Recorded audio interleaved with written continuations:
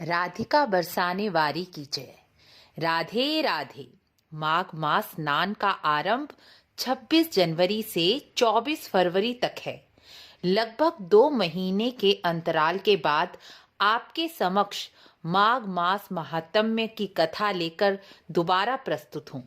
हमारे यहाँ कुंडली विश्लेषण की सुविधा भी उपलब्ध है, इसलिए कुंडली परामर्श के कारण समय अभाव हो गया था, जिसके कारण मुझे वीडियो बनाने का समय नहीं मिला और ब्रेक लेना पड़ा। अब सब चीजें मैनेज हो गई हैं, इसलिए आज से मैं आपको माघ मास का महात्म्य और कथा सुनाने के साथ साथ माघ मास में किए जाने वाले उपायों के बारे में भी जानकारी दूंगी, जिसे अपनाकर आप लाभ प्राप्त कर सकेंगे। तो चलिए शुरू करते हैं माघ मास महात्म्य कथा का पहला अध्याय। माघ मास का महात्म्य सबसे पहले भगवान शिव ने मां पार्वती को सुनाया था। भगवान शिव माघ मास का महत्व बताते हुए मां पार्वती से कहते हैं कि जो मनुष्य हवन, यज्ञ, तीर्थ दर्शन के बिना ही अपनी उत्तम गति प्राप्त करना चाहता है, वह माघ मास का स्नान तो अवश्य ही करे। माघ मास में स्नान का बहुत अधिक महत्व बताया गया है पार्वती। शास्त्रों में बाहर के जल में स्नान का अति उत्तम फल बताया गया है, लेकिन संतों के द्वारा कहा गया कि बाहर करो या घर में करो, लेकिन माघ स्नान अवश्य ही करो तो उत्तम फल की प्राप्ति होती ही है, क्योंकि देश काल परिस्थिति के अनुसार कर्म में परिवर्तन हो सकता है।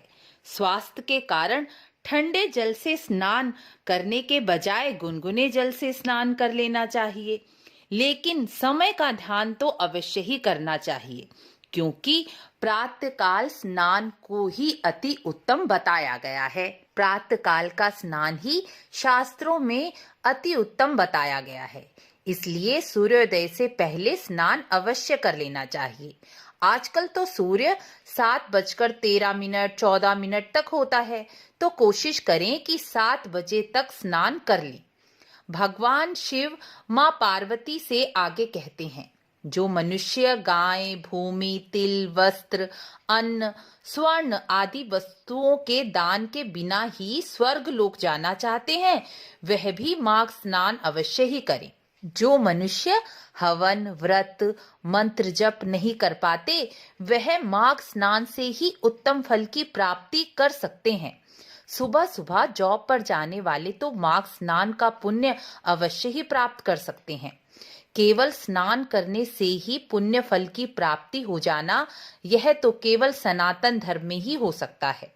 यदि संकल्प करके माघ मास का स्नान किया जाए तो किसी भी कामना की पूर्ति हो जाती है, इसलिए कामना पूर्ति के लिए भी माघ स्नान किया जाता है। जो मनुष्य निरंतर दान, पुण्य, जप, वन में तपस्या करते हैं, वह स्वर्ग लोक को जाया करते हैं। वह स्वर्ग लोक मनुष्य को केवल माघ स्नान करने से ही प्राप्त हो जाता है। माघ स्नान से बढ़कर कोई तप और साधन नहीं है। अधिक ठंड होने के कारण कठिन अवश्य ही लगे, लेकिन मन में दृढ़ धारणा और ईश्वर पर भरोसा करके स्नान करेंगे तो अवश्य ही माघ स्नान पूरा हो जाएगा। सूर्योदय की लालिमा निकल आने पर भी अर्थात 7:15 तक भी स्नान कर लिया जाए तो माघ स्नान ही माना जाएगा।